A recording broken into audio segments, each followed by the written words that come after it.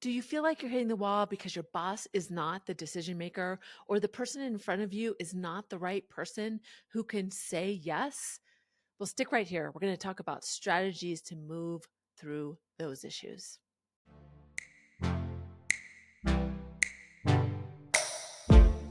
Hey, friends, welcome. I am so happy that you made the decision to be here today. And what an interesting topic. And I'll tell you, this has come at me from a few people. One of them was my daughter, who was talking about one of her peers who had been talking to her boss about a promotion that she wanted. And her boss kept saying, Yep, I'm advocating for you. And it was on and on. And every time they would get together, he would put this expectation out. And then lo and behold, oh, I just haven't been able to push it through yet. But then she gets a mentor that is his peer on another side of the organization. And she's told that he hasn't even gone forward with advocating for her at all. And I think this is a real problem in corporate environments. It's a problem in negotiation. The person in front of you has an ego and they don't want to have to admit that they are not the decision maker, or they have to really make a strong pitch for you. And either they may not believe it, they might have somebody else they're pitching, or they just aren't a great advocator. And so it's, how do you know? I also had a woman who came up to me after I spoke a couple weeks ago, and she said, I need some advice. I don't like getting advice from my boss because I don't respect them. How do I go around that person to the person above them? Because I have a lot of respect for them and I feel like their advice is much more contextually not accurate, but contextually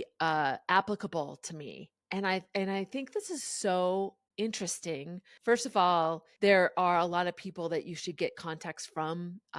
You shouldn't just be suspicious that this is happening to you. Try to gather your facts. But the whole idea here is, what do you do when the person across from you, or how do you know if that person is saying what they say they're going to do, or if they're the right person that can say yes? And so many times, especially in a corporate environment, the person across the table can't just say yes in that moment. They don't have that authority, especially if they're not expecting to be asked about a promotion or more money or additional funding for a project or something. They need to go to somebody else. And hopefully they're really honest about that. But people often ask me in negotiations as well is, how do you know if the person in front of me is the decision maker? Because if they're not, you're negotiating against yourself. I'll tell you why when I illustrate this in a story, but it's so important to ask about the authority. And if you don't know the person, yes, you have to take their word for it,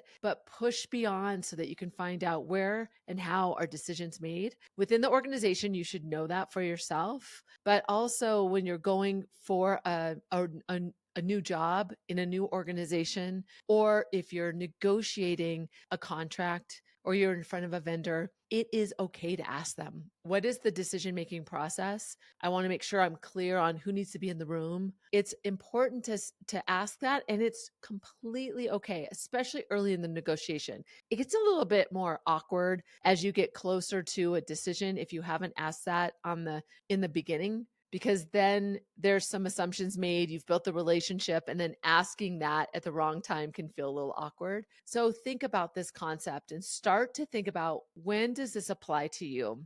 When is the person in front of you you're assuming can be the decision maker? It may not be about you and a promotion. Are they the one that can advocate for the project? Do they have enough influence internally? When does this show up for you? In a negotiation, in talking with your peers? Is it your boss? Thinking about your environment, the people around you, and who has the authority, the influence, and making sure that you're in front of the person that really matters. So, to get you to really think about this, I'll share a couple stories with you when we come back to get you thinking about how this applies either now or for you in the future. We'll be right back. Hey, Susie here. Thought I'd pop in. I wanted to let you know I've been an executive coach for over a decade. I work with executives and they call me their silent partner because I help them increase their confidence when they're facing really difficult decisions. If you'd like to see if we're a good fit, head over to SusieTomandChuck.com and fill out an application. I'd love to hear from you. Okay, we're back. And I was thinking about this story from a client of mine. She had gone for a new role within a new organization, and it was a great role. She was super excited about it. And she had her list. She was really great about thinking about all the pieces of leverage. What are the important factors to her? What are her non negotiables? What's her floor and ceiling? She was really clear about what was important to her. And it was salary, it was being able to have the right amount of remote time, it was vacation, and it was some higher education credits that they were going to fund for her. Those were the four items that were really important to her. And she had other things that she didn't want to she wanted to negotiate with. They were things that, like her start date, she could start right away, which she wanted to use as leverage. There was also the bonus that she felt a little bit more like she wouldn't ask for as much if she could get these other four things. Health benefits, she didn't need them because her spouse had health benefits. So she had a little bit of play on the other side. So she went in to talk to this person that she thought was the decision maker in the moment. So she laid out, and she was really in her head, to be honest, around being nervous and stating with a lot of confidence that this is what she needed. So she said, she laid it out about she wanted to get those four things, and she started with the least important one just because she wanted to see how that would land if it was easy, and then be able to go from there. She thought through the strategy of the timing of each one, and she got to all of them. And as she went through, she threw out some other things. Well, if that's hard for you to do, what if we talk about bonus? I can, adjust that. Is that okay with you? And so they kind of went back and forth, came to an agreement on salary, time off, the higher education credits, all of those things. And she felt pretty pleased about it. So then as she was leaving, that person on the other side of the table said, well, I'll let you know if I can get these for you. And it took the wind out of her lungs, literally, because she had assumed that the person in front of her was negotiating. And really, that person in front of her was a collector of information so that she could go back in the organization and say, these are the things she needs. And why that's so important is because then she doesn't have as much leverage.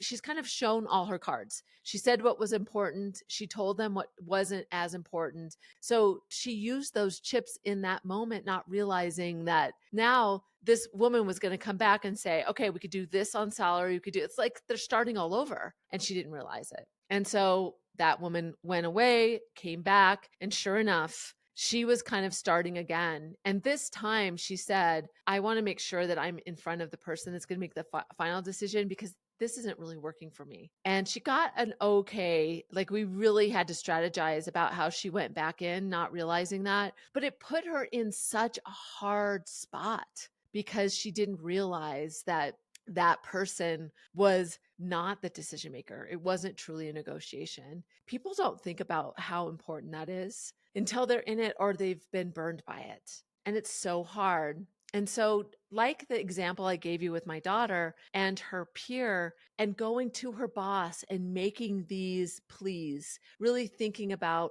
what do I need to do to develop to get this next step? How can I get more money? These are the things that are important to me. And having a boss that's kind of shaking their head, yeah, sounds great. It's almost like if they're so excited about it and being like, yes, you're doing all the right things, it's almost like they're doing that just to make you feel okay, so you'll kind of leave them alone and not push. And so it's really difficult, especially if you have a relationship with the person. So for that, my daughter's friend, it was challenging for her to go to her boss and say, are you the decision maker? What are you doing to actually move this forward? What's the timing around this? She hadn't asked those questions of him, so he really didn't have to answer the difficult questions. And to say to somebody internal, are you the decision maker, is kind of like, ugh, that's a knife in the heart, because somebody that's more senior than the person that's asking, well, their ego can get in the way. They don't want to admit that they're not the decision maker. They want to, a lot of people at that level, kind of that mid-management level is trying to build their influence. They're trying to show that they have the ability to be a decision maker. They want to be, but the truth of the matter sometimes is they're not. And so asking yourself if they are the decision maker when you go in, and if they're not, what questions are you going to ask to make sure that they are doing what they say they'll do by advocating for you? And what do you do if you know they're not great at advocating, or they don't have the right level of influence to advocate for you? Whew, that's tough. But that's really utilizing and leveraging your network. It's thinking about who within the organization at their peer level, maneuvering through some other people, not going around their back, but getting some advice to understand how to maneuver. A friend of mine was wanting to get promoted at a very senior level. She was a VP. She wanted to get promoted to an SVP. And she knew that about her boss, that she was not a very good advocate because she saw evidence of that when her peers asked to be promoted. So she did the legwork for her. We worked it out, and she talked to some of her peers who had successfully got the title that she wanted. And she kind of took the notes for her boss and then went to her boss and said, "Hey, I wanted to make sure that I got some of the path that you would need to take to get me the position, the promotion that I know I deserve, that we've talked about, and I wanted to give you this, kind of doing the legwork for you, and I'm willing to help as much as I can. In fact, if you're not comfortable with this, I will go to your boss with you by my side, and I'll make the case for me. Would you want me to do that?" And her boss, she was very careful how she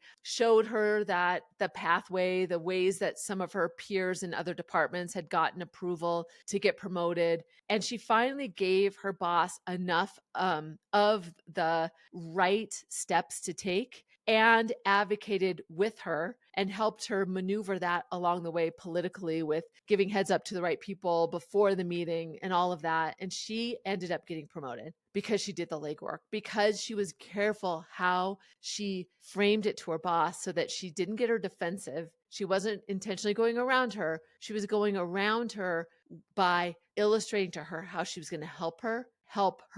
Okay, good. Help me help you is what that she basically said. So it's important to really think about, is the person in front of you the decision maker, or will they have the power to move forward what you need, and what do you want to tell them? Because you should unveil parts of your story depending on who that person is across the table from you. All right, when we come back, I'll give you the standard, or the greatest, juiciest tips, 3 tips that you need to know in maneuvering when the person across from you, question mark, is the decision maker. We'll be right back. Hi, Susie here. One of the things that I love is I facilitate team conversations, whether it's talking about high stakes, how to advocate for one another. So if you're a leader and you want to bring your team together, you want to level them up, help them really bond together and increase their confidence as a whole, contact me. Go to SusieTomacheck.com, tell me a little bit about your team, and I'll be in touch. All right, we're going to jump right into it with tip number 1. So the first tip is to build your network.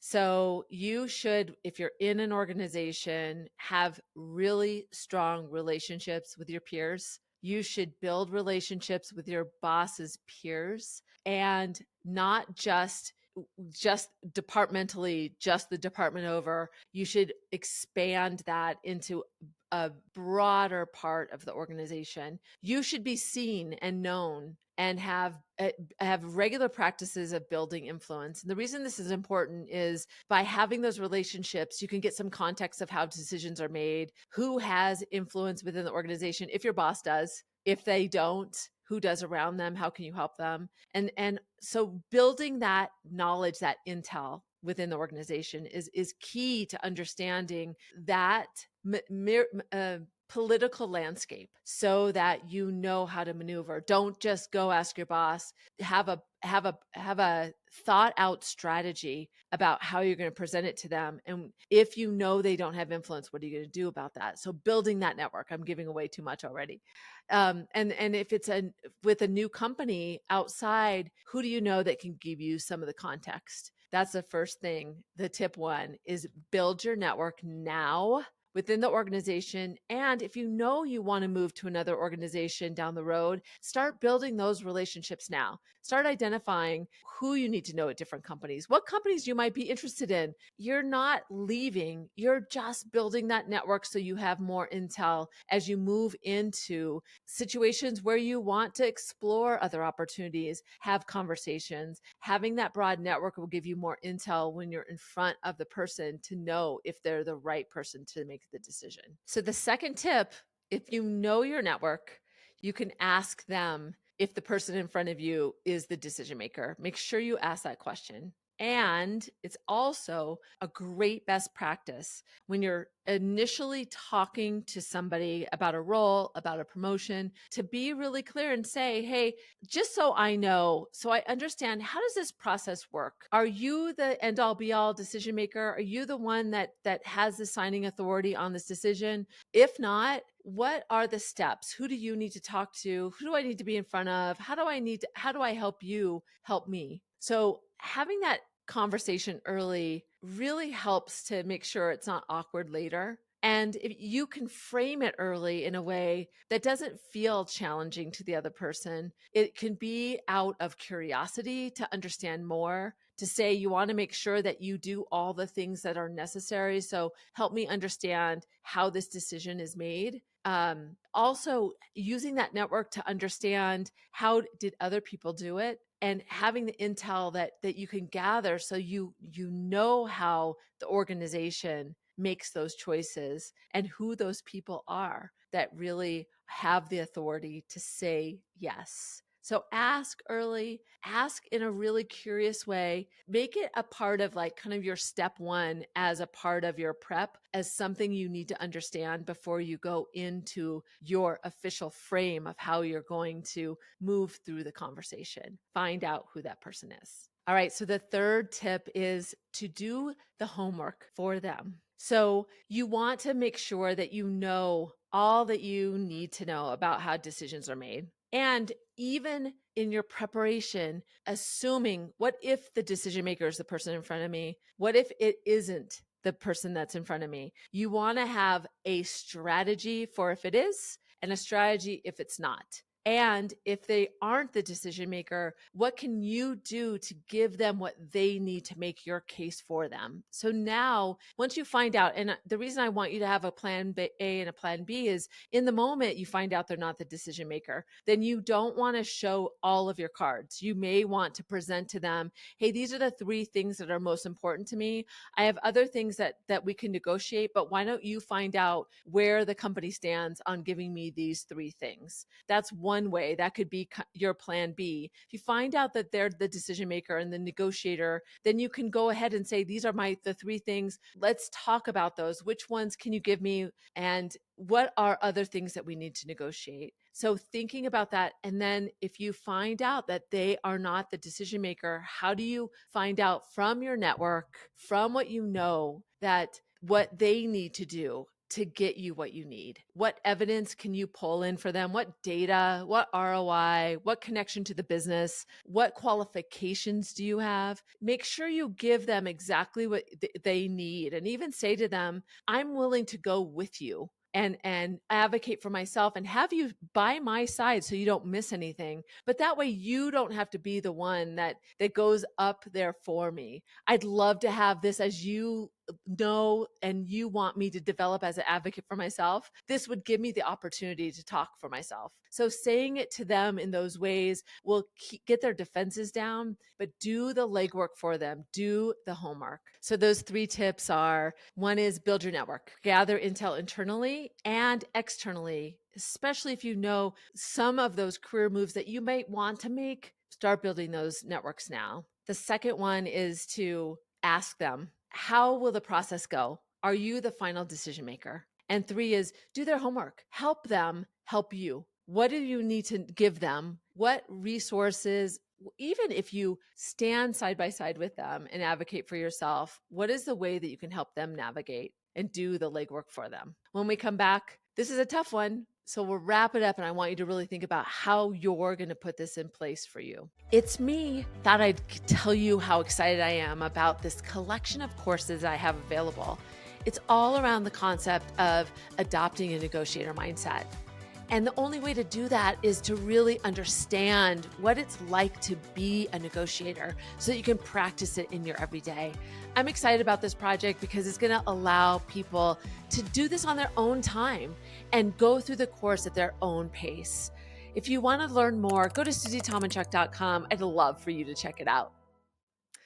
This is a tough one, especially if you work for somebody regularly who's really, really good to you as a boss, but they don't advocate for you in the moments that really matter. So think about that when you, instead of stop, start, and continue, I want you to spend some time reflecting on who are the people in your kind of inner circle and how well are they established to advocate for you? Have you asked enough in the past for things? And have they been successful getting those for you? If not, why not? Is it something that you need to shift? Maybe it's an honest conversation you need to have with them. Maybe you've asked for things and they've never come through. Really think about your boss and if they're a great advocate for you. And if not, how can you have that conversation in a way that's not going to be threatening to them, but you can move forward and figure out how to work better together? And say you've been talking or you have an executive coach. People always use me as an excuse and say, I'm really trying to advocate more for myself. I want to get the promotion that I've always thought about in my head. I want to go now and ask you for this. What do I need to do? How can I help you help me? And on the outside, when you're in a negotiation and the person in front of you, whether it's buying a car, whether it's a vendor, feel okay with asking them, are you the decision maker? Let's talk about, before we start the negotiation, let's talk about what are the decision points along the way and who needs to be pulled in and needs to know about this as we maneuver through. I want to make sure that I'm in a place that I'm giving you all you need. And for me to understand what barriers you're going to have to go through or people that you're going to have to bring in will help me help you. So there's an easy way to frame it, but frame it early to them so that you can get that intel to understand and know if they're the right person in front of you or not. Make this a best practice. I tell you, it gets in your way. You'll get burned by it if you don't do this. I guarantee it. You have to make sure that you think about this in any negotiation that you're going to do for you, for your company, whatever it is. It's not something that comes naturally. Negotiation is something you have to practice every day. If you want to connect with me, go to negotiationlove.com. And remember, this is a process. This is about getting better. It's about thinking about these different stories, these different strategies in a way that you can use them, try them, get more confident as you move through so you can advocate for you, for yourself, your team, and for the business. And remember, negotiation is more than a skill. It is definitely a mindset. I'm Susie. I'm so glad you were here. Until next time.